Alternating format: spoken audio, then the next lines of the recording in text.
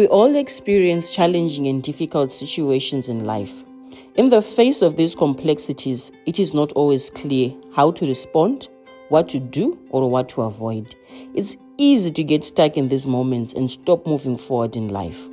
Wholeness with Naume is a program that explores our experiences with such encounters and provides tools and strategies that can enable anyone facing these hardships to continue walking their path in life. We can't wait to meet you on this journey. Tune in, your life is about to change for the better. Welcome viewers to our program Wholeness with Naume, where we talk about different life situations that we come across, and more importantly, tools that can enable you to be able to navigate in your path. Today on the show, we have a special guest. We have a couple, Mr. and Mrs. Kwaramba, who's going to take us through a blended family setup. What it is, what type of challenges can be anticipated, how can you overcome them, and any questions that I know that you may be having in your mind right now, they'll be answering all that for us. Welcome to the show, Mr. and Mrs. Kwaramba. Thank you, Naume. Yes, do take us through what is a blended family.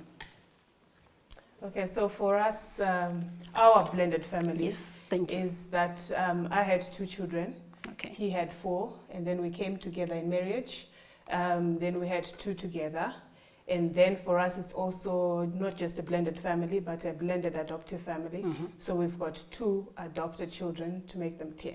That's a big number. It is. Currently, we've got 8 in the house. Mm-hmm. At some point, all 10 were in the house. Mm-hmm. 2 are out of the country now, working and studying abroad here. Okay, that's good. That's good. That's a big, beautiful family, if I must Thank say. you. It is. It Yes. is. Yes, Mr. Kwaramba, your wife has shared what the family situation is like. How has that been for you? It's been very good. I actually thank God for that because it actually gives us an opportunity, to look at children, differently gifted children, various, gifts in these children, each one unique as they are, and relating to them, trying to model life to them and all that. I think it has given us an opportunity to really live the fullness of life. Ms. Kwaramba, a mom is like the heartbeat of the family setup. How do you manage delegating the chores around the house? How do you manage to ensure that, you're connecting to each and every one of them? Okay, so it's not always easy because obviously there are a lot of them. But what we've come to understand is that they're different and they're unique, and they've got different love languages, so to say. That's true. So you get to know them as you nurture them, you get to know them individually. So some, like I remember with our daughter who's now in Germany, she was in Blois at some point, would have breakfast together. She didn't like dinners, she preferred breakfast, so I knew that about her. And with the other children, they're not, we've got one that is an introvert who doesn't talk much, but sometimes, he wants his time. Then we've got a hugger, who's got the love quality of touch. He wants to be held, he wants to be hugged, and so on. I can go on because there's 10 of them. But I think that's what's important, just to get to know each and every one of the children as they are. And obviously within the house, there's going to be chores required. And we have the same problems that others have. They don't want to do the chores, they want to be on their phones and so on. So structure is very important, letting the children know what is expected of them. Yeah. Thank you. That's quite informative. That's quite informative. Let's take a short break, viewers, and then we'll be back just now. Thank you.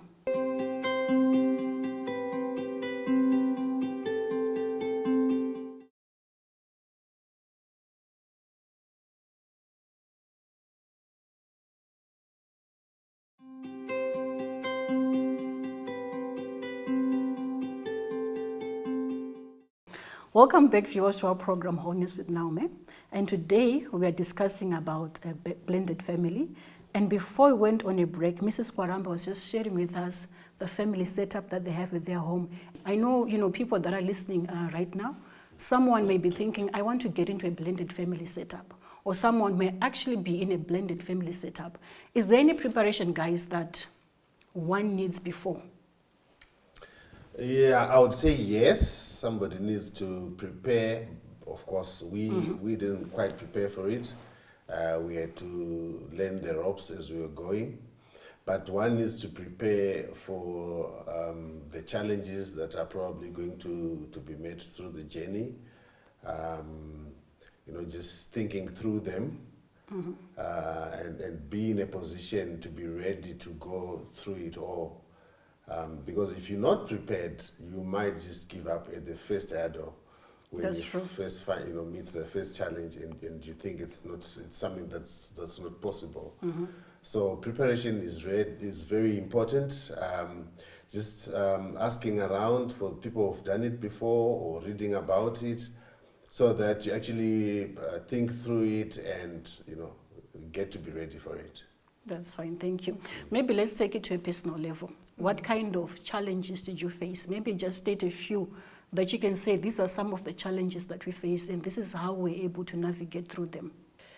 I think some of the challenges that we faced with the other parents, we faced challenges with the siblings, blending themselves, conflict among themselves, different parenting styles. That's true. Yeah, so those were some of the challenges that we faced, and how we overcame them was, and I think this is what is most important for people, is for the couple involved to sit down and agree what they want in their marriage, what they want to achieve, what are their goals, and how they want their family to be set up. So I think that's what we did. We sat down. Obviously, like you said, we weren't prepared, but we realized we needed to work through this thing. So we sat down and agreed, how do we want to parent our children? What kind of adults do we want to come out of this children? And then we agreed. So I think that was the most important thing, to agree in terms of discipline. Like in the first few years, each parent would discipline their own child, their biological child, because you want to make the children feel safe and loved and secure, and you want to put some boundaries initially until they get used to the other parent. So I think that was critical for us in terms of discipline. And then of course later on, the other parent could then, because the children were now sure that this parent loves me and I'm safe, he's doing it for my own sake and so on. That was wisdom right there. Thank you. That was wisdom, yes. Yeah. So you're saying your nuclear family, you and your husband, Mr. Kwaramba, had to sit down. So despite what the other parents involved, like maybe they also had their own values, you also needed to sit down and come up with values that you wanted for the children and get to agree on them together first. Okay, thank you. Unfortunately, you can't pass on what you agree to the other parent. So you need to agree, and then the children know that in this family setup, this is what it is. If they go to something different, that's it. But when they are in this home, this is what we do. So that's what we had to agree on. Just to make it clear that when she says the other parent, she's actually talking about the other parent who's not part of this family now. Where we're talking about the children that I came in this relationship with, they've got a mom. Those children that she came in with, they've got a dad out there. Those are the other parents that she's referring to as the other parent. Because they obviously have their own wishes. That's being true. done, they want some part of, upbringing of this child. They might not agree with some of the things that we decide to do, but we had to do what works for us, and not paying attention to what other people are saying, those other parents are saying, because we had to build this, and we didn't have any common interests with those other parents. For them, maybe it's just the child. For us, it was the child, the family, and us. Together. We could easily be broken apart. That's true. Because of the way we handle those children. Many times when we're talking about a blended family, we're looking at the parents mostly. And sometimes the children, they are not considered to a higher level. And I'm glad that this is something that you did put as a priority, that how do we also enable the children to be able to adapt to the setup that we have, and for them to be comfortable. How did you guys do that? Okay, so I like what you say, that most people concentrate on the parents. I think the parents are the critical path, yes, because then they cascade whatever it is to the children. But it is important to ensure that the children also adapt to the new setup. And for us, it was making it clear that we are the parents. This is dad, not stepdad, not uncle. This is mom, not auntie or stepmom. So that was the first. So in this house, this is mom and dad. Yes, we are not saying the other parents are not mom and dad. They are. But in this house, this is mom and dad. So for us, that was first. And so if you're going to be asking for something, you can either go to mom, you can either go to dad. You know, so you need to feel secure and safe with both mom and dad. And obviously there are little things sometimes that you need to do initially which might not apply to a traditional family. For instance, dishing out food. Okay. You know, so if you're in a place where the children don't dish out for themselves or they're still too small, just spreading out all the food, all the plates. Anyone picks any plates, any plate, so that it seems fair, you know. Or even buying clothing.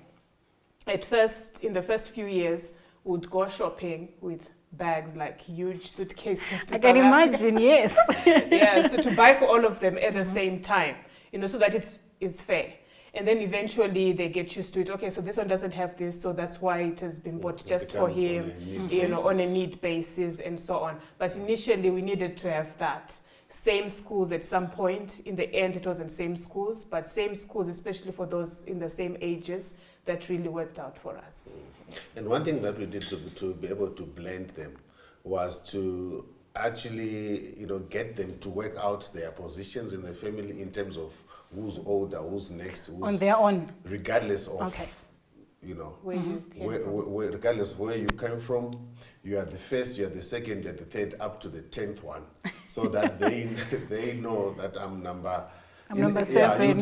You'd see that early in the days. If you ask them what you are number what in this family, they'll try and calculate to say, okay, this is this. But now they know that I'm number 7, I'm number 6. And it's clear, they know that the other one is older and I'm coming at this level. And they appreciate that they are siblings. There's no half brother, half sister, or step brother, step sister. We had, our boys were almost same in the age. They were actually in the same grade in school.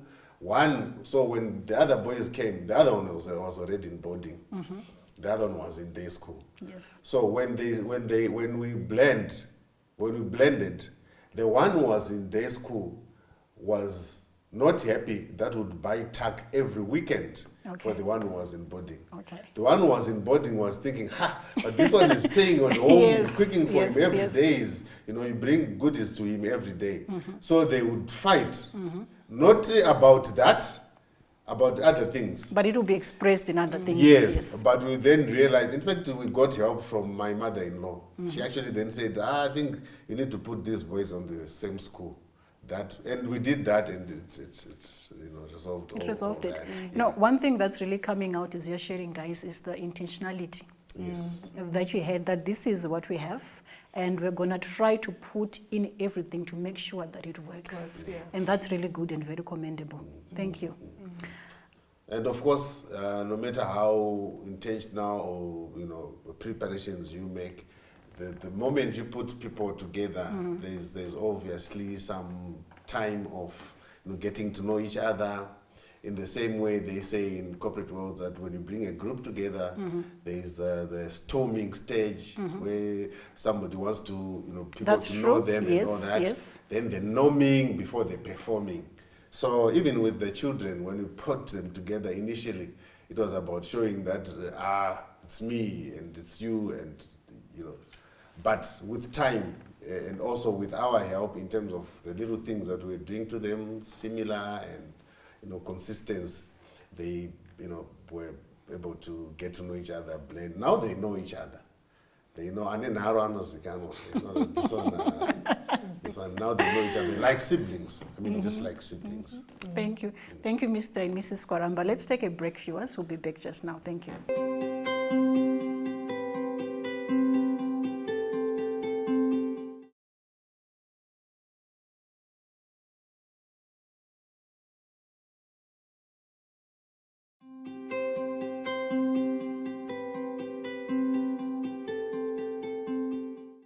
Welcome back, viewers, to our program, Wholeness with Naume. Today we're discussing blended family.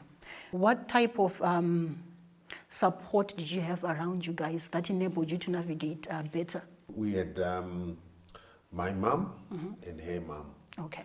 They supported us right from the time we met, when we were talking about marriage, before we even got to put the children together. When we started dating, they were in support.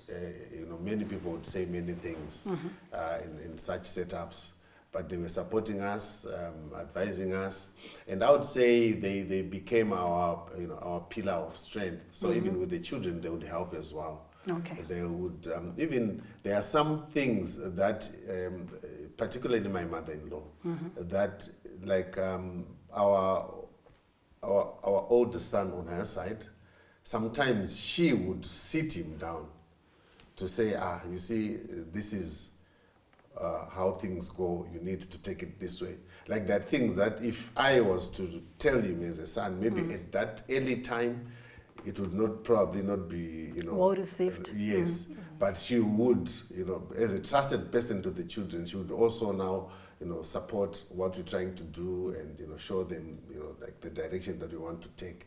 And that helped us a lot. Yeah. Thank you. Yes. Just to add to what you were saying regarding our mothers, I think one of the key things that they did is if the children were going on a holiday, like for instance Kumosha, they all went.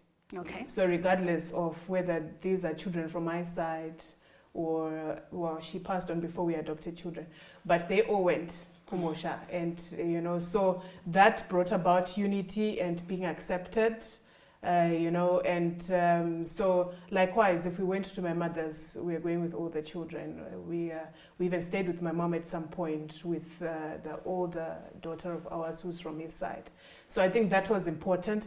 And by them doing that, it set a tone even for our other relatives and siblings to say, this is one family. If we are going even to celebrate my uncle's birthday all together, all the children are going and they're going to be introduced as our children all together. So it really just set the tone. That support from our parents then just filtered down to the other relatives. For you guys, you were saying that the tone that you set, especially with the support system, it enabled for there to be consistency and for the children to be treated equally. But there will always be those voices around you guys. It can come from people around you in your neighborhood, that or even your relative. One can say, I'm bringing clothes or something for just this particular child, or even another parent from the other side can bring something for that particular child only, and the others are watching. How did you guys manage that? Did you manage it differently, or it was the same as you did with the mom-in-laws? I think what we then made our children to understand is that, yes, because they were older, they understood that, yes, the other children have got other parents. Okay. So we made them, because we can't then expect the other parent from the side to buy for everyone. Yes, for a child that is not theirs. But what we made them to understand is that when we do what we do, if we buy clothes, you're all going to get. But if they go, they're going to get. So at some point, then we got to the point where we then came to the at-need basis, because now you've got this stuff, so we're going to add for this one because, you've got enough for this winter or whatever it is, so we are adding for this one. So we just then, it kind of just, it shapes up somehow, but they did understand that we've got parents. But you see, our children, also as they were developing their own relationship, was such that we've got about 4 boys that are about the same age. They're teens and just getting out. And they would share their clothes. So even if this one got clothes from this other parent, they would come and ask each other, okay, can I wear your sweater? Can I wear your trousers or whatever? And they would just share. So on their own, they also saw what we're trying to do, and they also replicated it by, doing it on their own. I'm amazed at even the values that you instilled within your children. That's commendable, guys. That's really commendable. Let's talk about the other children that you brought in, the ones that you adopted. What prompted you guys to say we want to adopt? Let's start from there. Okay, so my wife had this in her, but we had not spoken about it at all. Okay. But one day in church, we do have what we call Orphan Sunday. There was a guest who came to speak from Zimbabwe Without Orphans. She was basically talking about what children need in life. And she then made it clear that those that we call orphans do not need the clothes and the food that we donate to orphanages. What they need are parents. That's the thing that can make them to not being orphans. They're orphans because they don't have parents, not because they don't have food or they don't have blankets. Okay?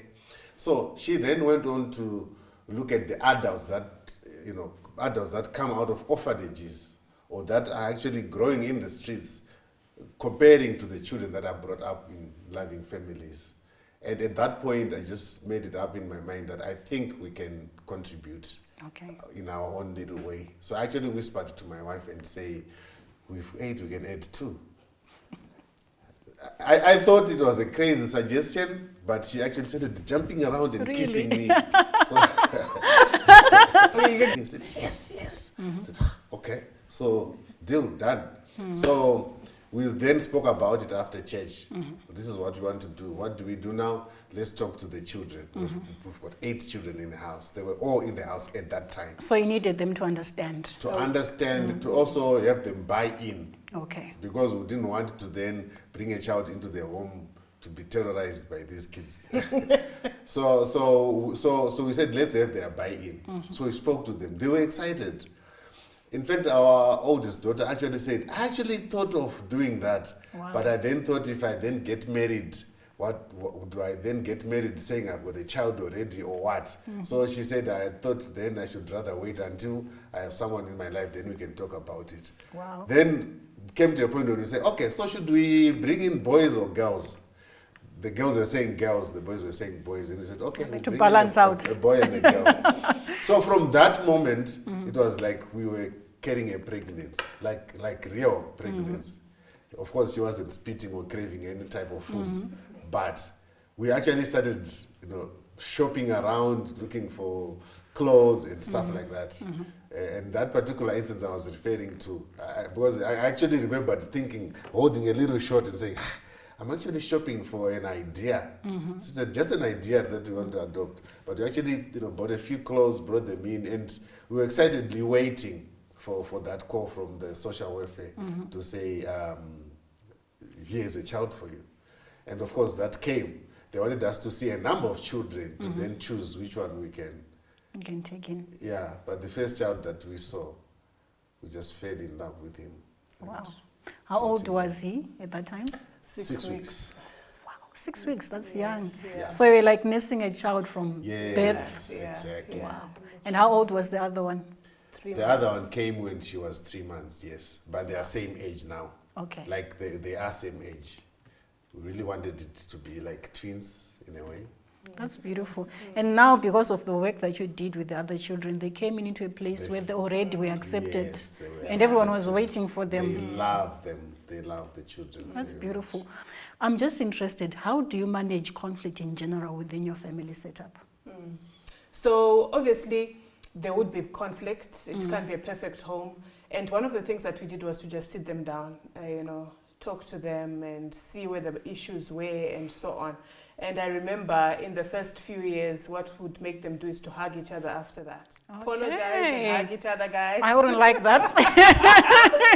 So I guess that's why the conflict waned away, or they resolved And you it see somebody behind. hugging grudgingly. Yes, like, Yes. you know what you did to me. Exactly. But that was like early on in the first couple of years. Yeah. But now probably because they're older, they know how to navigate their own issues. And they know Just how the bottom to, they format. understand, because they are now like teens, and one is turned 20, so they're already getting out of that. And then we've got the bottom four, what we call the bottom four, Okay. the younger ones, like the two we had together and the adopted ones. So obviously there's mom, dad, this, Knox, and but those are just common. And because the ones that we had before we adopted don't even know about adoption yet, they don't understand these are adopted, they just know it's their siblings. So it's just genuine sibling conflict. And we just resolve it by talking to them. No, you need to play well and things like that. Yeah. Wow. Wow. And proactively, we actually had, what we call value scripts, just statements that we agree that we live by these statements. So they know things like kuti, hapana mwana anorwa umwe mwana. How do you manage finances in your setup? For us, in the way that we blended our family, is the same way that we blended our finances. Okay. So our income is blended. There is when finance is brought to home, it's not mine, it's not hers. It's finance that has come to the family to do what we are agreeing to be doing. That's correct. That's good. So obviously in a relationship there is the spender in the budget. He's the spender. Yes. How does that he is the spender. He is the spender. Okay. I'm the more conservative kind of person. So we try to navigate that as well, to say yes, there are times where we can just go all out and do what we want without budgeting for it and put it aside. And then there are also times where we've got goals and we need to follow those goals. So I think that's where people come with conflict, where there is one is the spender, the other one is more conservative. So what do we do? Viewers, thank you so much for listening in through the show. Do join us next week. Do continue in Wholeness. Thank you.